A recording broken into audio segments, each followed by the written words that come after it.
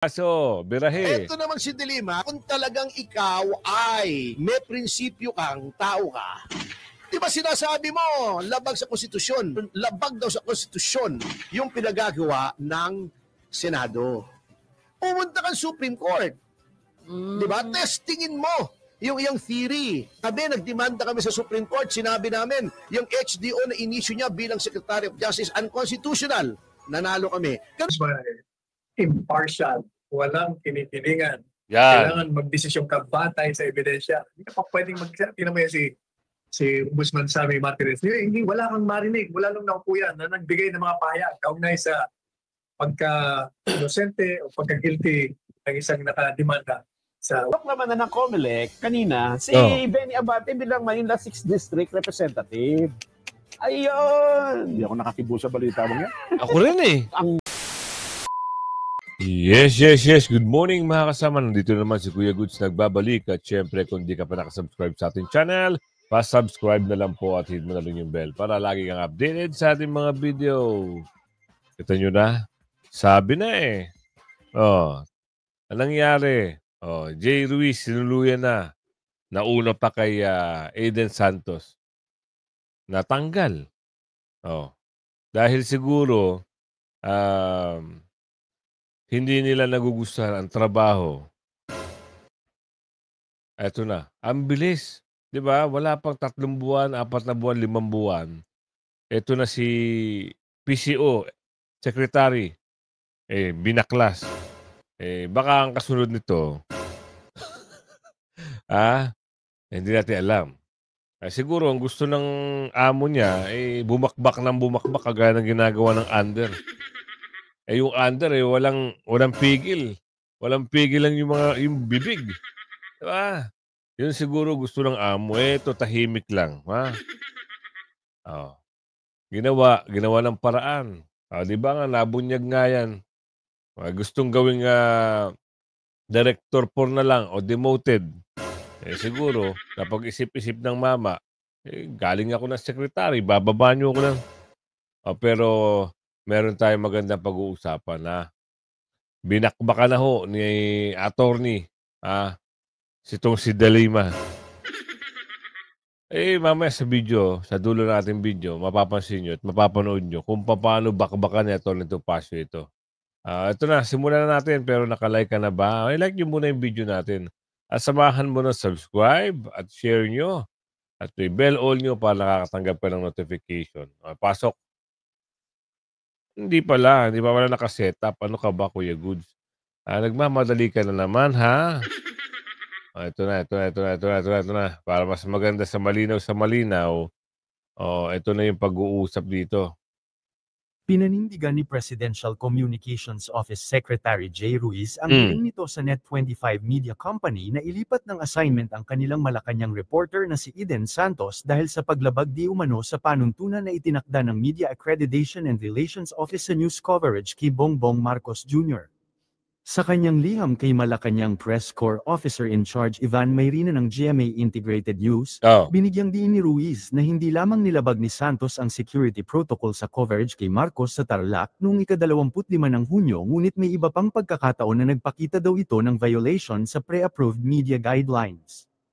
Itinuring ni Ruiz ang insidente sa Tarlac na serious disruption na naglagay sa peligro ng seguridad ng Pangulo. Subalit, mukhang nauna pa siyang masibak kaysa sa kanyang pinapatanggal dahil ayon sa bagong ulat tuluyan ng sinipa si Jay Ruiz. Ayun. Matapos maglabas ng reappointment ang palasyo para kay Secretary Jay Ruiz bunsod ng kabiguan masungkit ang kumpirmasyon ng Commission on Appointments, usap-usapan sa palasyo ang pagpasok ng isang retiradong periodista bilang bagong kalihim ng Presidential Communication Office.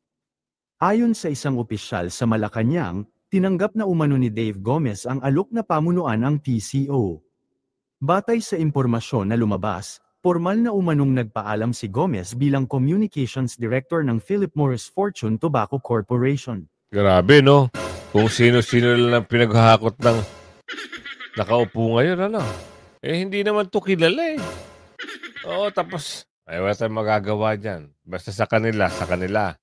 Basta mapapakinabangan nila, ay gagawin nila. Kagaya ng matinding usapin sa Maynila. Mantakin nyo di ba? Hindi naman nanalo pero umupo. Natalo ng 1,000, lumamang si si Uy. Pero itong Comelec, itong Milik-Milik, talagang nagdesisyon talaga.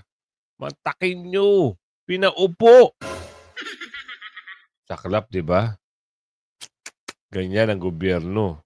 Sabi ni Aling Ledesma, hindi mapagkakatiwalaan.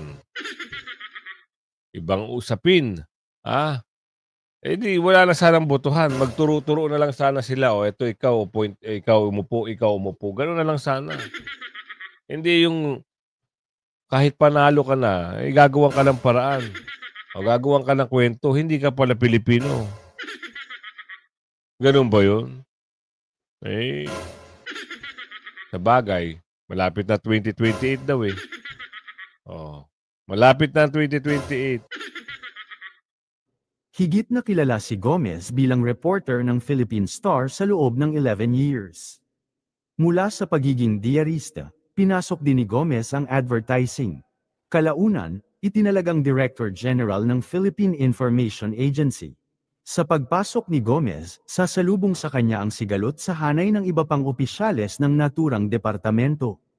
Mula nang maluklok sa palasyo, 4 na kalihim ng PCO na ang hinirang ng Pangulo, sina Attorney Trixie Cruz Angeles, Attorney Cheloy Velicaria Garafil, Cesar Chavez, at Jay Ruiz. Sipin nyo 4, hindi sila mapakali sa isa. Si Attorney Trixie Cruz, magaling yan. Pero pinalitan pa rin. Ayaw rin kasi ni Attorney Trixie na mga durobo. Hindi siya pwedeng diktahan ng mga bakulaw. Siguro nainis itong mga amo. Palitan. Ito na ngayon. Pang-4 na. Wala talaga. Ito naman, sagutan. Sino nagsagutan? Kilala nyo naman kung sino yung trending ngayon. Dahil sa papel, dahil sa ganyang kakapal na papel, ang nalalaman pala ng babasahin, kakarampot. Pero makapal ang laman ng papel. Hindi mo lang alam kung ano nakasulat. Meron ba? Nabunyag.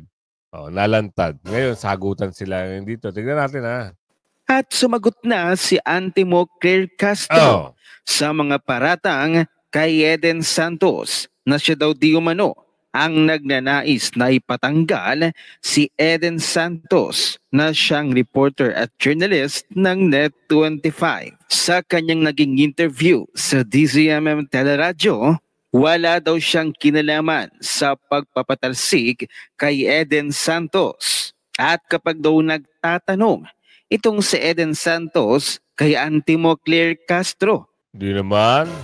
Halatang-halata naman. Halatang-halata na sabi na kararami, ikaw. Kasi hindi ka makaporma kay Eden Santos. Sabi ng Ate Ledesma. Hindi ka makaporma. Kasi pag nagtanong si Miss Eden Santos, talagang tumatagos. Ngayon, hindi nyo kayang ipaliwanag yung mga tanong ni Miss Eden Santos sa inyo. Hanggang sa mga utal-utal na kayo at ayaw mapahiya sa camera, kunyari nagagalit-galitan at diba, nakikita nyo naman sa reaction pag siya tinanong ni Miss Eden Santos, wala siyang kawala. Dahil magaling nga Kung halimbawa sa ano bang usapin yun? Nako-corner na. Pag na-corner ka na, talagang wala na. Mag-isip ka man ng paraan, wala na. Late na.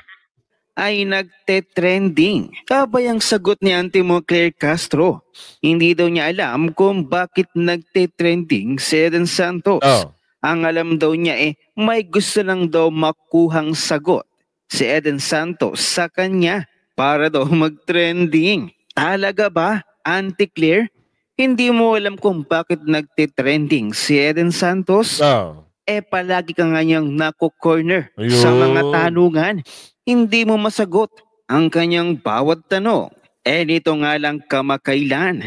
Natanong ka ni Eden Santos kung saan-saang barangay ba ang sinasabi mong 4,000 mahigit na cleared na sa pinagbabawal na gamot. Ngunit wala kang naisagot. Ang nasabi mo lang ay mga numbers, numero. Diyos ko naman, Auntie Claire, mabilis lang gumawa, kathang isip lamang. Totoo nga naman. Mahirap kasi mag-imbento, lalong-lalo na pag ikaw ay kinorner na nagtatanong. Mahirap ipaliwanag kung wala naman talagang wala namang ipapaliwanag. Mahirap mag-isip kung wala naman talagang hindi magandang pag-iisip. Yan ang mga dapat sa alang-alang. Pag ikaw ay magpapaliwanag at ikaw ay tagapagsalita, dapat be smart, matalino, saan ka kukuha ng salita, dapat be prepared. Hindi lang hinuhugot sa gilid-gilid. At kung magagalit-galitan dahil nasusukol at nako-corner na, hindi rin pwede. Kailangan lahat ng mga sinasabi mo tumutugma. Meron kang pinaghuhugutan na isang magandang ebidensya at konkretong ebidensya para maibigay mo at may dathala mo na sapat ang iyong mga sinasabi. Yung makatotohanan lang Hindi pwede yung pag nagsalita ka, magbabapiring ka, wifi connection, sabay tawa. Ganon. Dapat hindi ganon. Dapat nagmumula sa katalinuhan, sa koneksyon ng bibig at sa puso at sa utak, lahat ng sinasabi at kailangan makatotohanan. Yun ang importante. Parang sinabi na pagbabalita ng totoo at tapat. Ganon. Gumawa ng mga numbers na yan.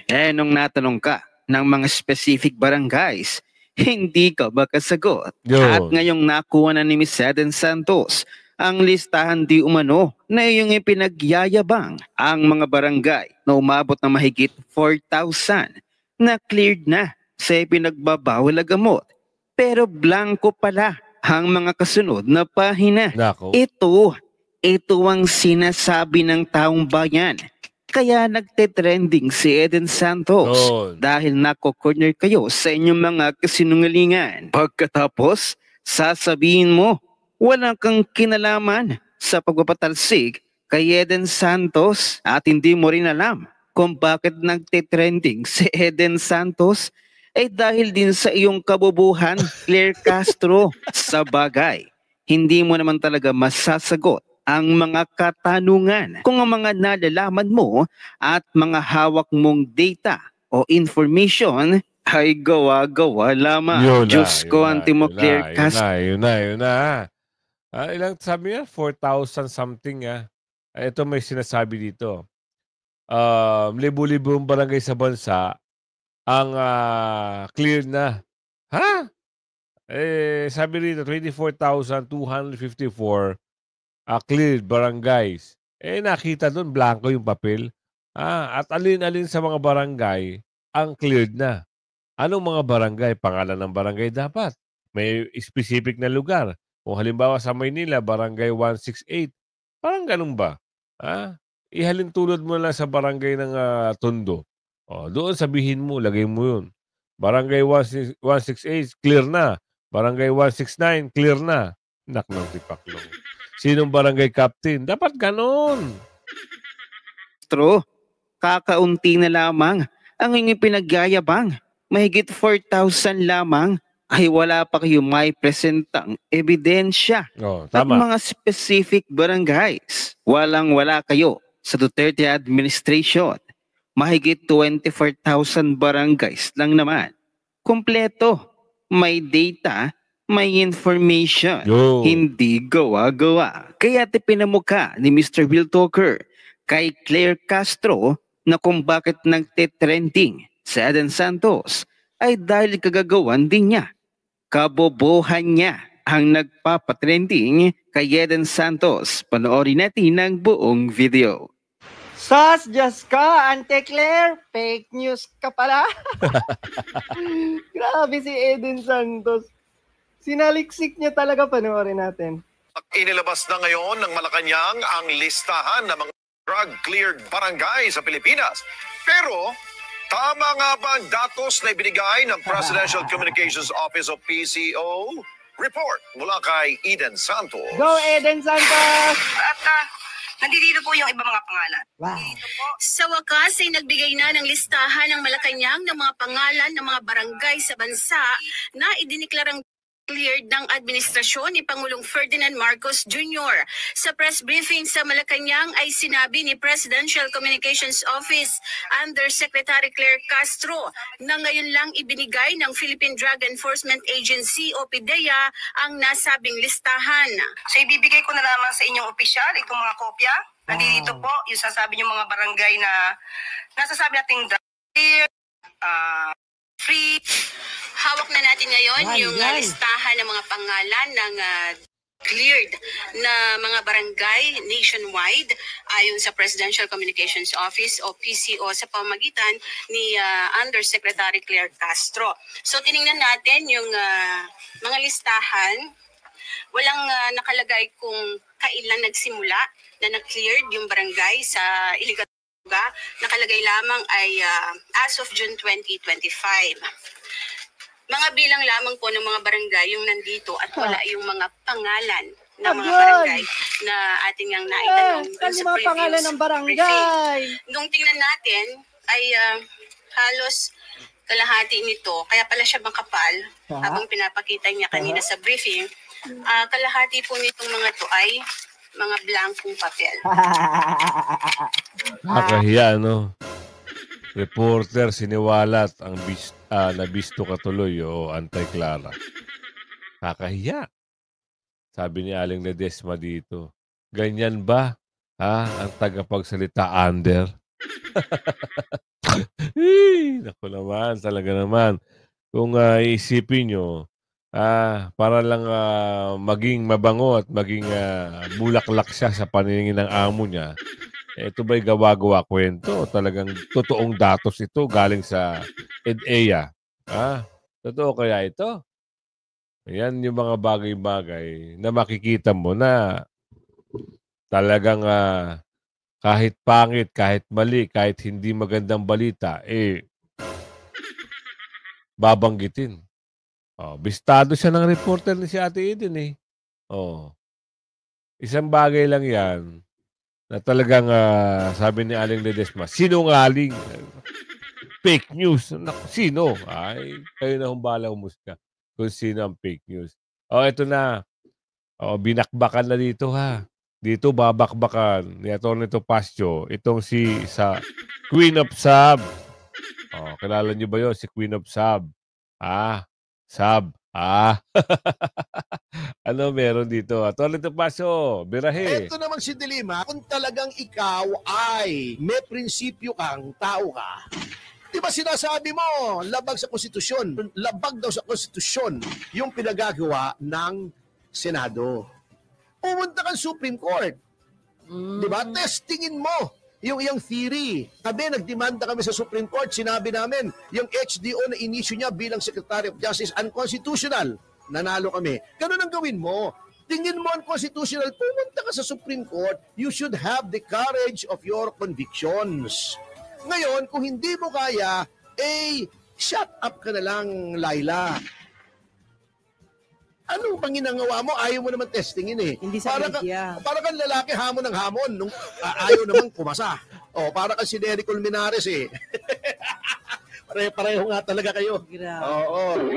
Talaga naman ewan ko ba? Si Ontiveros nga, di ba sinasabi niya? Opo. Hindi naman sinasabi ni Reginald Tongol na he speaks for the entire Senate. Walang makapagsasalita. Not even the Senate President can speak for the entire Senate. At in fairness kay Tongol, wala naman siyang sinasabing ganon. Eto lang ang sinabi ni Tongol, hindi ko Naka-observation lang niya yun. At saka tama yun Sabi niya, kasi gusto ni Risa, magsumpa na yung mga bago sa Senate President. Teka muna, hindi pa nga nagko-convene. Yung 19th Congress, Congress Officio, tapos na. Wala na yun, 20th na. Nasaan ang Senado? The Senate can only act collegially. The Senate President ngayon, pero hindi pa nagko-convene. What is the first order of business pag nag-iba na ang Senado? All although continuing body ang Senado, the composition changes. Anong unang-unang gagawin? Pipili ng Senate President ang 20th, ang Senate ng 20th Congress. Kasi ang Congress is both the Senate and the House. Oo. Pipili muna ng presiding officer. Kailan pipili? Pag nagre-convene sila. Kailan magre-reconvene? July 28. O sir, July 28 na pala eh. Magko-convene, magbobotohan, will the present SP, Senate President be retained or mapapalitan kasi gusto yata ni Tito Soto, di ba? Makuha yung dating trono. Dating trono niya. Malabo. Bilang SP. O, pag nakuha niya, okay. Pag hindi niya nakuha, may trono pa naman siya roon sa opisina niya. May CR doon eh. O, yun ang trono niya. Dapat naman, para at least matry natin. Oo. Anyway, only pag na-determine na yon sa kasusumpa yung mga bago. Actually, para sa akin, if only for the sake of just to be sure, dapat manumpa din yung mga dati. Para sabay-sabay na. Manumpa kayo kung kasi 28 Congress na to eh. Iba na to eh. Iba na to eh. Para lang, wala namang mawawala kung manunumpa sila, di ba? Correct. Kaya lang yung iba doon, baka kanta ng pasumpa ka pa. Ay, mahal mo. Ganun kanta, di ba? Anyway, yun ang dapat gawin. And wala naman sinasabi si Tongol. Ngayon, nagtatataray si Risa. Hindi ka naman, you do not speak for the Senate, blah, blah, blah, blah, blah, blah. Wala naman sinasabi po. Kanya lang, hindi pa nagko-convene. Di mag-convene ka mag-isa kung gusto mo. Kung magbotohan ka mag-isa mo, iboto mo sarili mo. Engkoy, mag-isa ka nag-convene. Hintayin mo kasi collegial body kayo. Hindi pwede. Yan, kasi nagmamadali din eh. Oo. Alam mo yun, mga taong atat na atat, dahil takot na, bakit? Pag hindi kasi na-impeach ito si BP Sara, sigurado siya. Oo. Sigurado siya na hindi talaga siya mananalo. Pangarap niya talaga yan na tumakbong bilang presidente. Kaya pinipilit nila pabagsakin si BP Sara at siyempre kung sino man nasa likod ng usapin. Ano yung pag-uusap ngayon dito? Nakakaranas na ngayon sila ng hadlock, takot. Nakita naman nila kung paano mahalin ng taong bayan si BP Sara at mga Duterte. Grabe, no? Yung isa pa, meron pa silang isang playbook. Yung gusto maging ombudsman. Nasupalpal. Nino? Mamaya-maya, bibigay ko sa inyo yung slide na yon. Talaga masusupalpal. Hindi naman talaga pwede siyang maging ombudsman kasi may problema siya doon. At bukod doon, dapat yung magagaling ang ombudsman. Yung walang kinikilingan, walang kinakampihan. Ganun ang ombudsman. Gaya ng kaya Martires. Ombudsman Martires, di ba? Kahit in-appoint siya ni Tatay Digong, walang ganun na kinakampihan niya. Walang ganun. Hindi ko alam dito sa nangangarap. Ewan ko ba, kaya ito. Yung bakbak ni Attorney Sal Panielo, namnamin niya. Hindi siya pwede maging ombudsman. Yan ang sabi rito. Ito, tingnan natin. Ombudsman, impartial. Walang kinikilingan. Yan. Kailangan magdesisyon ka batay sa ebidensya. Hindi ka pa pwedeng tingnan mo yan si Ombudsman Sammy Martires. Hindi, wala kang marinig. Wala nung naupo yan na nagbigay ng mga pahayag kaugnay sa pagka-inosente o pagka-guilty ng isang nakademanda sa Ombudsman. Wala kang maririnig sa kanya. Bibigay na lang siya ng desisyon batay sa ebidensya. At wala siyang kinikilingan. Ang nag-appoint sa kanya si Presidente Duterte. Pero kung titingnan mo yung record niya, pati yung kanyang mga malalapit kay Presidente Duterte, pinapatawan niya ng kaparusahan pag may ebidensya. At yun ang mga kalaban ni Presidente Duterte sa politika, mga number one, ng mga critics niya, pag dinimanda sa ombudsman at walang ebidensya, dinidismiss niya. Yan maganda, yan ang role model ng isang ombudsman. Kaya hindi papasa dyan si Secretary Boyeng Rimulya. Dahil doon sa mga...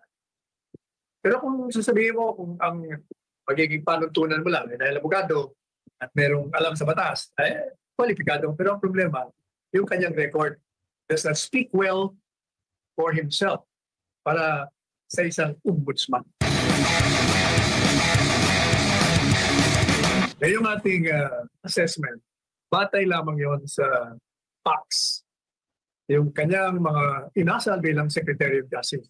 Walang personalan niya. Katunayan, kung titingnan mo yung unang upo niya pa lang, pinagtanggol ko yan si Secretary Boying Rimulya. Nung ang kanyang anak ay ma-involto sa hindi umanong drug trafficking. At gusto ng marami na pagbitiwin siya sa tungkulin sapagkat yung daw anak ay involved. Kaya sabi natin, hindi po pwede kung ano man ang kasalanan ng anak. Kung totoo man. Hindi po pwede yung kasalanan niya, ililipat mo, ipapatong mo doon sa ama at siya ang paparusahan mo. Kaya pinagtanggol natin yan si Boying Rimulya. Pero ngayon, mahirap ipagtanggol na kanyang pag-apply sa ombudsman sapagkat sinusuri natin yung mga ginawa niya nung siya ay Secretary of Justice. Talagang hinusgahan niya kagad ang Secretary of Justice dapat dahil yung mga piskal o prosecutor ay nasa ilalim ng kanyang kapangyarihan, hindi ka dapat magsasalita na ma-i-influensya mo yung mga nasa baba. Kasi nung panahon, nung kasagsagan ng kaso ni Bantag, Tebes, Kibuloy, Go, Duterte, di ba yung mga kasagsagan, palaging ang kanyang mga pahayag, guilty as hell na, wala pa ang preliminary investigation. Hindi po pwede yan sa ombudsman. Kailangan ng ombudsman impartial, walang kinikilingan. Kailangan magdesisyon ka batay sa ebidensya. Hindi ka pa pwedeng tingnan mo yan si Ombudsman Sammy Martinez. Hindi, wala kang marinig. Wala nung naupo yan na nagbigay ng mga pahayag kaugnay sa pagka-inosente o pagka-guilty ng isang nakademanda sa ombudsman. Wala kang maririnig sa kanya. Magbibigay na lang siya ng desisyon batay sa ebidensya. At wala siyang kinikilingan. Ang nag-appoint sa kanya si Presidente Duterte. Pero kung titingnan mo yung record niya, pati yung kanyang mga malalapit kay Presidente Duterte, pinapatawan niya ng kaparusahan pag may ebidensya. At yun ang mga kalaban ni Presidente Duterte sa politika, mga number one, ang mga critics niya, pag dinimanda sa ombudsman at walang ebidensya, dinidismiss niya. Yan maganda, yan ang role model ng isang ombudsman. Kaya hindi papasa dyan si Secretary Boying Rimulya. Buti naman. Doon sa mga pero kung sasabihin mo kung ang magiging panuntunan mo lang dahil abogado at merong alam sa batas, kwalipikado. Pero ang problema, yung kanyang record does not speak well for himself para sa isang ombudsman. Pero sakali, Attorney Sal, kung maging ombudsman nga talaga si Justice Secretary Rimulya at ganun din yung magiging gawin niya as ombudsman, mari po ba yung maging grounds for him to be impeached? Kasi I think impeachable officer din po yung ombudsman. Siyempre, basta ikaw ay pagpakita ng bias at kitang-kita ang ebidensya, ibig sabihin, hindi mo tinutupad ang iyong tungkulin at nilalabag mo pagtitiwala na binigay sa iyo ng sambayanan at ang paglabag mo sa iyong sinumpang tungkulin. That's an impeachable offense. Sa kabila ng 20 pesos na bigas, marami pa rin sa ating mga kababayan ang nagugutom. Would you like to comment further on that? Wala na, talagang palagi naman ganyan ang problema natin hanggang hindi mo tinutugunan yung mga pangunahing problema. Ako, grabe. Grabe ho ang bilihin ngayon, ha? Oh, yan ang pangunahing problema. Ito na. Ang tindi ng itin, nanalo, pero talo. Saan ka makakita nun? Isipin nyo yan, ha? Saan ka nakakita ng natalo na nanalo? Palaisipan ito. Mantakin nyo, isipin nyo mabuti. Talo ka, paano ka nanalo? May magic. Magkano? Yan ang tanong ni Aling Ledesma. Pinurok naman na ng COMELEC kanina si Benny Abate bilang Manila 6th District Representative. Ayun! Hindi ako nakikibo sa balita mo yan. Ako rin Ang tindi ng ngiti. Ngiting-ngiti.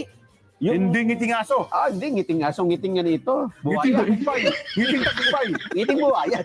Mas malaki bibig. Ngiting buhaya. Ano ba yan? Pinurok naman na, Ang sabi niya,